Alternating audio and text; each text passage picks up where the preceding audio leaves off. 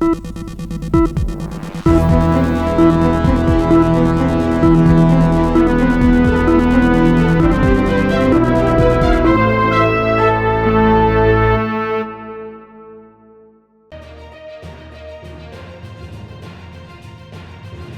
विधानसभा उपचुनाव में बीजेपी के सामने समाजवादी पार्टी की लुटिया तो लगभग डूब ही चुकी है। भाजपा को हार का ताज पहनाने और 9 सीटों पर जीत का दावा करने वाली सपा 2 सीटों पर ही जीत हासिल कर सकी, लेकिन बीजेपी और समाजवादी पार्टी की सियासी लड़ाई में छोटे सियासी दलों ने अलग ही खेल कर दिखाया। 22% दलित मतदाताओं वाले उत्तर प्रदेश में आजाद समाज पार्टी जहां एक और सियासी रण में आगे बढ़ रही है, तो वहीं बहुजन समाज पार्टी सत्ता से अपना वर्चस्व खोती नजर आ रही है। लोकसभा चुनाव में बीएसपी 0 पर आउट हुई। पार्टी को उपचुनाव में भी एक भी सीट नसीब नहीं हो सकी, बल्कि उनका बचा क्वार्टर वोट भी छिटक कर दूसरे पाले में चला गया।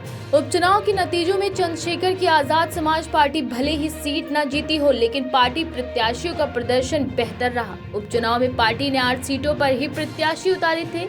इन 8 सीटों में से 5 सीटों पर आजाद समाज के प्रत्याशी चौथे नंबर पर रहे, जबकि कुंदरकी और मीरापुर 2 ऐसी सीटें हैं जहां पार्टी के प्रत्याशी तीसरे नंबर पर रहे, लेकिन कई सीटों पर उसने बसपा और AIMIM जैसी पार्टी को पीछे छोड़ा है।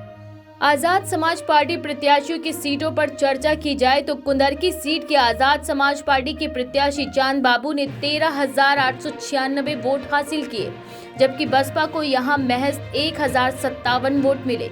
यहां चौथे नंबर पर ओवैसी की पार्टी AIMIM रही। इसी तरह मीरापुर सीट पर आजाद समाज पार्टी के प्रत्याशी जाहिद हुसैन को 22,661 वोट मिले और वह तीसरे नंबर पर रहे। इस सीट पर बसपा प्रत्याशी शाह नजर को मात्र 3,248 वोट मिले और वह 5वें नंबर पर रहे। मीरापुर में AI प्रत्याशी मोहम्मद अरशद 18,000 से ज्यादा वोट लेकर चौथे स्थान पर रहे। साथ ही खैर, करहल, फूलपुर, कटेहरी और मजवा सीटों पर पार्टी के प्रत्याशी चौथे नंबर पर रहे। इन 6 सीटों पर बसपा के प्रत्याशी तीसरे नंबर पर रहे। पार्टी को सबसे कम वोट 2,499 वोट करहल पर मिला।